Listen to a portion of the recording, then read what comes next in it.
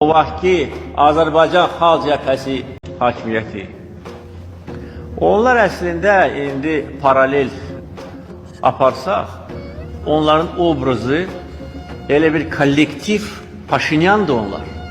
Savadsız, biliksiz, iradəsiz, qorxaq, fərari, idarə etmədə heç bir təcrübəsi olmayan, xarici dairələrin təsiri altında olan, onların əli ilə idarə olunan və öz ölkəsini məhv edən.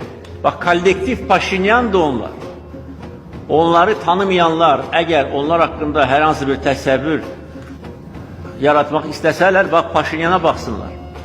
Onun addımlarına baxsınlar və o vaxt onun simasında, o vaxt Azərbaycan Xalq Cəbhəsinin və ölkə rəhbərliyinin simasını görəcək. Təsəvvür edin, bunun danışmağa sözü yoxdur, bilmir, yəni şeydir, xəstədir, yəni bu adam əli çatmır, imkanı yoxdur. Məsələn, inanın, bu saat əgər bunun imkanı olsa, əli kərimini tikə-tikə doğratdırar. Deyir Paşinyan. Paşinyan erməni xalqı üçün bu saat, yadındadırsa sənin İlham Əliyev. Paşinyan ən dəhşətli vaxtında dedilər, seçkiyə istifa verir, təzdən bir də seçki geçdi. Yəni Qarabağda uduzduğu bir vaxtda erməni xalqı ilə onu seçdi. Yəni niyə?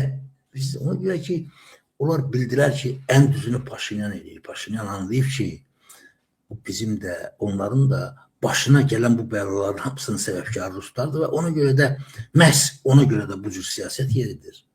Sən utanmaz olur, utanmaz. Sadəcə olaraq, yəni ona görə deyirəm, bir dəfə kişi deyirlər, inanın mənə dostlar, insan, yəni kişi, qadın heç də, qadın belədir ki, qadının hülqum olmur. Kişi ki, bir dəfə yəni ikiyüzlülük elədi, simasızlıq elədi falan, ondan sonra onun üçün çox asan da olur. Yəni, nə dəxli var? Ölkədə itkinindədir ölkə. Ölkədə insanlar acından batır. Bu da Putinin siyasətini yeridir. Keçən il işə nisbətən deyək ki, bu il Azərbaycandan gedənlərin sayı, keçən il 1000 adam gedib, bu il 2000.